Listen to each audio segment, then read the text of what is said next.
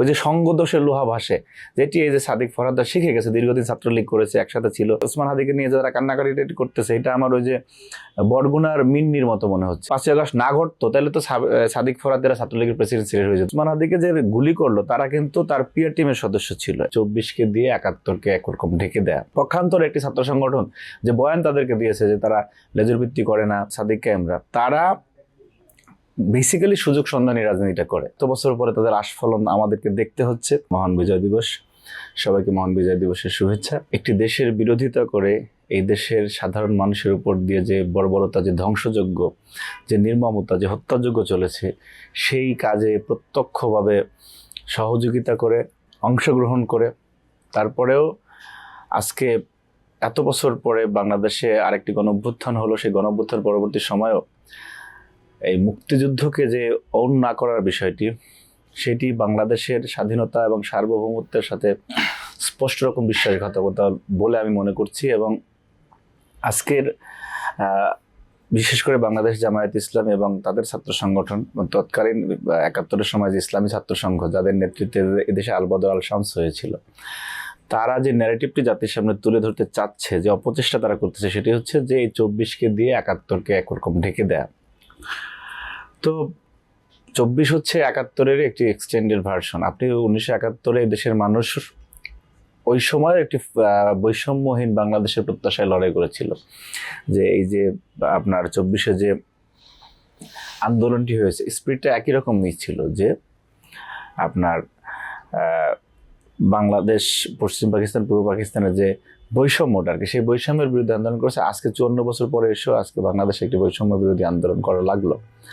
কিন্তু ওই সময় যাদের ঐতিহাসিক বাংলাদেশ বিরোধী ভূমিকা, 14ই ডিসেম্বর গেল, যে আমাদের এদেশের সূর্য সন্তানদেরকে, কে কোথার কোন বিশ্ববিদ্যালয়ের প্রফেসর, কে আপনার নাট্যকার, কে সাংবাদিক, এই ধরনের যারা এই দেশের মেধাবী সূর্য সন্তান, তাদেরকে যারা দেখিয়ে দিয়েছে, তাদের বাড়ি বাড়ি গিয়ে যারা পাকিস্তানিদেরকে সহযোগিতা করে দেশের মানে বুদ্ধিজীবীদেরকে নির্মমভাবে হত্যাযজ্ঞে যারা অংশগ্রহণ করেছে, তারা এই দেশে আজকে আবার এত বছর পরে তাদের আস্ফলন আমাদেরকে দেখতে হচ্ছে।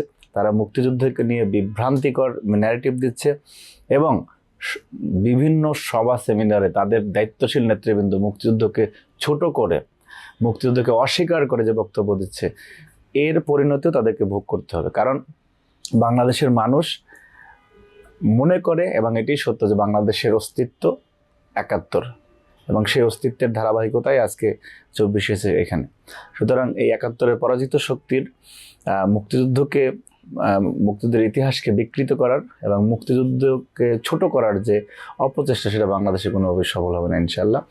বাংলাদেশের মানুষ তার 71-কে কোনোদিনও ভুলবে না, এবং 71-এর যেই চেতনা নিয়ে, 71-এর যেই অঙ্গীকার, যে সাম্য, মানবিক মর্যাদা এবং সামাজিক সুবিচারের বাংলাদেশ প্রতিষ্ঠা, সেইটিকে ধারণ করে বাংলাদেশের মানুষ, সাধারণ শিক্ষার্থী, ছাত্র জনতা এগিয়ে যাবে। এবং আজকে যারা জাতিকে বিভ্রান্ত করতে চাচ্ছে, তাদের জন্য সমুচিত জবাব অপেক্ষা করছে বলে আমি মনে করি। 5ই আগস্ট পরবর্তী সময় এখন পর্যন্ত বাংলাদেশে একটি মানে একরকম মাতশোনায় পরিস্থিতি, যেটা আর কি অনেকটা অরাজক পরিস্থিতির সুযোগে 71-এর পরাজিত শক্তি তারা এই সমস্ত ন্যারেটিভ দেওয়ার দুঃসাহস দেখাচ্ছে।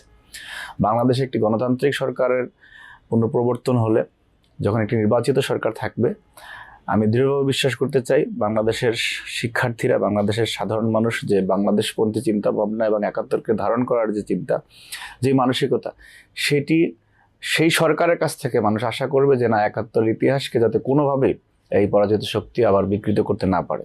এখন এই মাতশোনায় পরিস্থিতির সুযোগে এই ধরনের অধ্যত্ব দেখানোর তারা সুযোগ পাচ্ছে, এবং আমরা ছাত্র সংগঠন হিসেবে আমাদের বার্তাটি সাধারণ শিক্ষার্থীদেরকে আমরা দিয়ে যাচ্ছি, এবং তারা যে স্পষ্ট রকম একটি প্রতারণা শিক্ষার্থীদের সাথে করছে এবং 71-কে ঢেকে দেওয়ার যে অপচেষ্টা করছে, সেটা কিন্তু শিক্ষার্থীরা বুঝতে পারছে। কিন্তু আমরা যদি এই দায়িত্বটি কিন্তু ছাত্র দলের না, আমরা চেষ্টা করতে পারি এবং সেই চেষ্টাটা আমরা করছি, কিন্তু এইটি হচ্ছে সরকারের এবং বাংলাদেশের সাধারণ জনগণের ট্যাক্সের টাকায় যারা গাড়িতে ফ্ল্যাগ উড়ায় এবং যারা দায়িত্বশীল অথরিটি, তাদের দায়িত্ব হচ্ছে এই ইতিহাসকে সংরক্ষণ করা।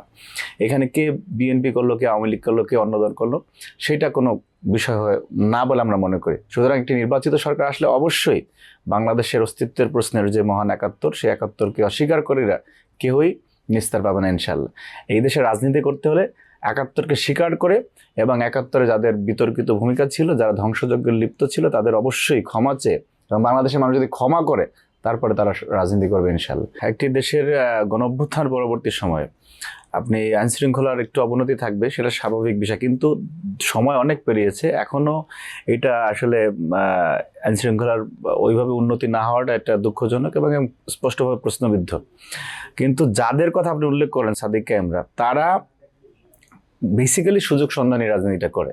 আপনি আমি ওসমান হাদির ঘটনা আমি মানে দুইটা পক্ষকেই আমার ব্যক্তিগতভাবে মনে করি তার সন্দেহের মধ্যে থাকা উচিত। কারণ এই 24-এর পরাজিত শক্তি যারা মনে করেছে যে না, ওসমান হাদি তাদের এগেনস্টে একটি ভোকাল এবং অব্যাহতভাবে আওয়ামী লীগ বিরোধী এবং ভারতীয় আধিপত্যবাদ বিরোধী বক্তব্য দিয়ে থাকে, সেই থ্রেটটার জায়গা থেকে এটা হতে পারে। আরও একটি বিষয় সন্দেহে খুবই ঘনীভূত, সেটা হচ্ছে যে যারা কিনা 5ই আগস্টের পরে থেকে এই পর্যন্ত বাংলাদেশে কোনো নির্বাচন চায়নি, স্পষ্ট এখন পর্যন্ত তারা মবক্রেসির মাধ্যমে কোনো না কোথাও একটা উস্কে দিয়ে কোনো পরিস্থিতি তৈরি করে নির্বাচনটা যাতে না হয়, সেই প্রক্রিয়া যারা রয়েছে, আমি স্পষ্টভাবে বলতে চাই সেই 71-এ পরাজিত শক্তি, তাদের মধ্যে কোনো মেলবন্ধন এই ঘটনায় আছে কিনা সেটা খতিয়ে দেখা দরকার বলে আমি মনে করি।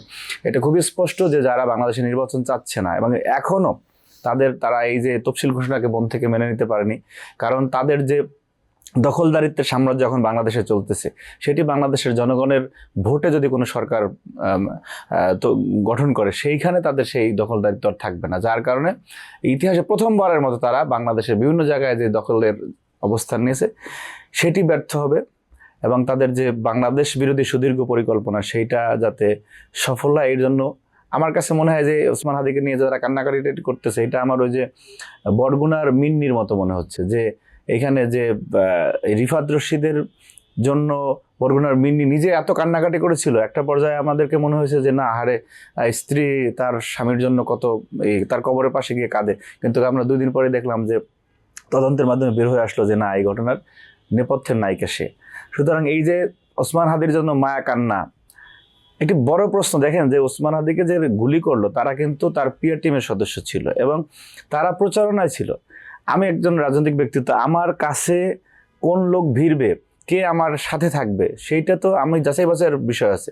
কারা এই লোকগুলিকে ওসমান হাদির কাছাকাছি পাঠালো এবং কিভাবে ওসমান হাদি এক প্রকার যদি বিশ্বাস না করে তাহলে তার সাথে সাথে প্রচারণায় থাকতো না।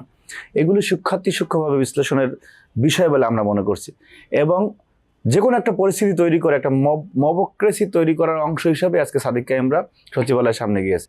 এইখানে ওসমান হাদির ঘটনার সুষ্ঠু বিচার পাওয়া অথবা আইন শৃঙ্খলার উন্নতি হওয়ার জন্য এই সাদিক কায়েমরা যায় না, তাদের ইন্টেনশনটাই একটা পরিস্থিতি তৈরি করা এবং যেটা তারা যে বয়ান দিয়ে শিক্ষার্থীদের কাছাকাছি যাওয়ার চেষ্টা করছিল 5ই আগস্ট পরবর্তী সময়ে, যে তারা লেজুর ভিত্তি করে না, কিন্তু বাংলাদেশের ইতিহাসে লেজুর ভিত্তির সবচেয়ে নিকৃষ্ট উদাহরণ কিন্তু তাদের মাধ্যমে আমরা দেখতে পাচ্ছি। ঢাকা বিশ্ববিদ্যালয়ের শিক্ষার্থীদের ম্যান্ডেটকে উপেক্ষা করে বাংলাদেশের বিভিন্ন জায়গায় গিয়ে দাঁড়িপাল্লায় ভোট চাওয়া এবং জামাতের এজেন্ডা বাস্তবায়নের জন্য যত প্রকার অপকৌশল দরকার প্রত্যেকটাই সাদিক ফরহাদরা জড়িত এবং সেই অপকৌশলের অংশ হিসেবে আজকে তারা আরেকটি মবক্রেসি তৈরি করার জন্য সচিবালয়ের সামনে গিয়েছে। এখানে ওসমান হাদির বিচারের প্রসঙ্গ একেবারেই অপ্রাসঙ্গিক বলে আমার কাছে মনে হচ্ছে।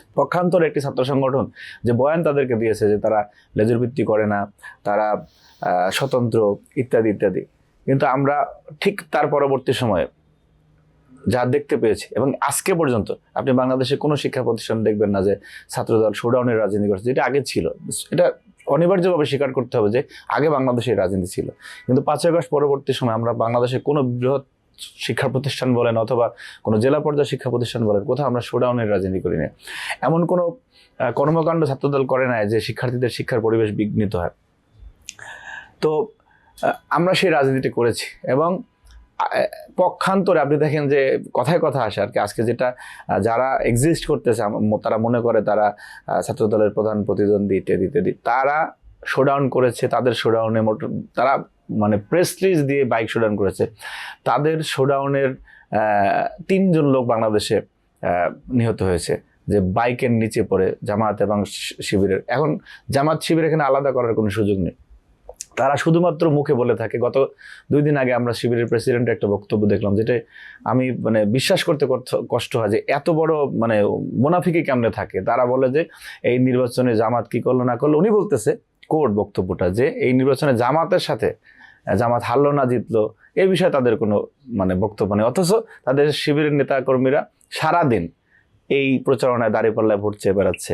আপনার যখন মিয়া গোলাম এটিএম আজহারের মামলা রায় হল, মানে রায় বিঘ্নিত হচ্ছিল আর কি, এই 5 তারিখের পরে যে সে তার বের হওয়া নিয়ে, তখন বাম সংগঠনগুলি মিছিল করলো, সেই মিছিলে শিবির হামলা করলো।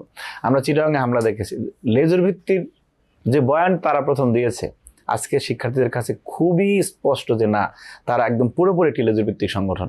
সেই জামাতি চেইন অফ কমান্ডের বাইরে কাজ করার কোনো রকমের সাংগঠনিক যে কাঠামোই তাদের নাই, তারা তার বাইরে কিছু করতে পারে না। বরঞ্চ আমরা, আমাদের ভারপ্রাপ্ত চেয়ারম্যান, আমাদের সাংগঠনিক অভিভাবক, সে অনেক সময় অনেক বিষয়ের কথা বললে সেখানে আমরা গণতান্ত্রিকভাবে দ্বিমত পোষণ করি এবং সেটি উনি ইতিবাচকভাবে গ্রহণ করেন।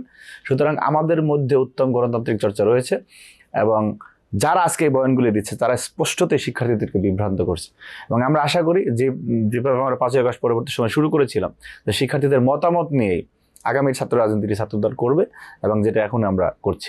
দেখুন, ওনাদেরকে গুপ্তত্ব শুধু আমরা বলি নাই, গুপ্ত যে ওনারা এটা এখনো প্রতিনিয়তই তার প্রমাণ দিয়ে যাচ্ছেন। কারণ 5ই আগস্ট পরবর্তী সময়ে প্রায় 1 বছর পরে আমরা দেখেছি অনেক ক্যাম্পাসে ওনারা বলছেন যে আজকে প্রথমবারের মতো অমুক ক্যাম্পাসে শিবিরের কমিটি প্রকাশিত হলো, সামনে আসলো।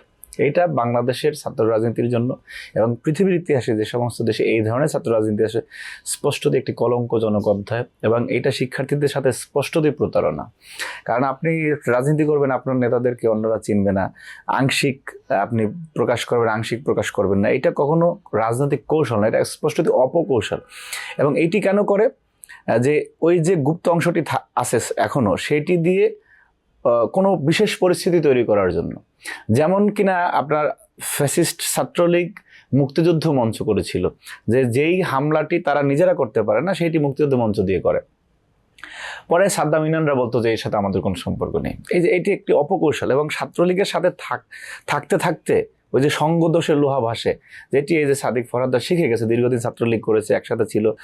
যদি মানে 5ই আগস্ট না ঘটতো তাহলে তো সাদিক ফরহাদরা ছাত্রলীগের প্রেসিডেন্ট সিলেক্ট হয়ে যেত, যে পরিমাণ বুদ্ধি ওদের আছে। তো আপনি এই একসাথে থাকার দরুন এই অপসংস্কৃতিটা ওদের মধ্যেও রয়েছে। তো আজকে এই যে দেখবেন যে বিভিন্ন ঘটনায় অনেক মবক্রেসি হঠাৎ তৈরি করা হয়। এই যে মবস্টার কিছু আছে, এই কিছু মবস্টার এখন প্রকাশিত হয়েছে। আবার এই যে গুপ্তগুলি আছে, এদেরকে দিয়ে পরিস্থিতি তৈরি করিয়ে তারা আবার তৃতীয় পক্ষ হিসাবে বিবৃতি দিবে যে শিক্ষার্থীরা চাচ্ছে, ওই যে শিক্ষার্থীদের বয়ান। এই যে মানে আমার ভালো বাংলা শব্দ চাই না আমি জানি না, এই যে ছলনা, প্রতারণা, প্রবঞ্চনা করা শিক্ষার্থীদের সাথে, এটি কোনো ছাত্র রাজনীতির বৈশিষ্ট্য নয়, এটি স্পষ্টত মুনাফিকি। সুতরাং এই রাজনীতিটি তারা করে, এটা আমরা বারবার আহ্বান জানিয়েছি যে ভাই, রাজনীতি করবেন আপনার নেতাকর্মীদেরকে প্রকাশ করুন, সেটি তারা করছে না। এখন 5ই আগস্ট পরবর্তী সময় এবং আগে তাদের প্রতি শিক্ষার্থীদের, তারা যেহেতু মামলা হামলার শিকার হয়েছে, এক প্রকার অনেকেরই একটা সিম্পেথি ছিল, আমাদেরও ছিল, যে আমরা একসাথে যুগপৎ বিরোধী আন্দোলন করি। কিন্তু 5ই আগস্ট পরবর্তী সময়ে তাদের চরিত্রের যে স্বরূপ উন্মোচিত হয়েছে বারবার, যে তারা কি রকমের, এই যে তাদের মতের, তাদের পথের বাইরে গেলে যে মানে যে কোনো মানুষকে আপনার সামাজিক যোগাযোগ মাধ্যমে হেনস্থা করা, বিশেষ করে বোনদেরকে আপনার স্লাট শেমিং করা, বোনদেরকে হয়রানি করা, সেগুলি বাংলাদেশে 5ই আগস্ট পরবর্তী সময় এত বাজেভাবে উপস্থাপিত হয়েছে, যেটি খুনি হাসিনার সময় ছিল না, এবং সেটি সম্পূর্ণ এই ইসলামী ছাত্র শিবির এবং তাদের বট বাহিনী দায়ী। সুতরাং তাদের স্বরূপ উন্মোচিত হয়ে গেছে। আমি মনে করি সামনের দিনগুলিতে শিক্ষার্থীরা সেটি বিবেচনা করেই, সেটি মাথায় নিয়ে তাদেরকে ওইভাবে ট্রিট করবে ইনশাআল্লাহ। আজকে বাংলাদেশের সবচেয়ে বড় সংকট হচ্ছে একটি নির্বাচিত সরকার নেই। সেই নির্বাচিত সরকার প্রতিষ্ঠার জন্য শিক্ষার্থীরা এবং সচেতন নাগরিক সমাজ অধিকতর সচেতন থাকবেন, সেই আহ্বান জানাচ্ছি। এবং ওনারা ভোট দিবেন, সেটা যাকে খুশি তাকে দেয়, কিন্তু বাংলাদেশে একটি নির্বাচিত সরকার এই মুহূর্তে খুবই জরুরি। বাংলাদেশের নির্বাচনকে পিছিয়ে দিয়ে অথবা নির্বাচন না হয় এই ধরনের পরিস্থিতি যাতে কেউ তৈরি করতে না পারে, সেই মববাজদের বিরুদ্ধে যাতে শিক্ষার্থীরা সচেতন থাকে, সজাগ থাকে, সে আহ্বান আমার পক্ষ থেকে এবং ছাত্রদলের পক্ষ থেকে রইল। সবাইকে ধন্যবাদ। আসসালামু আলাইকুম।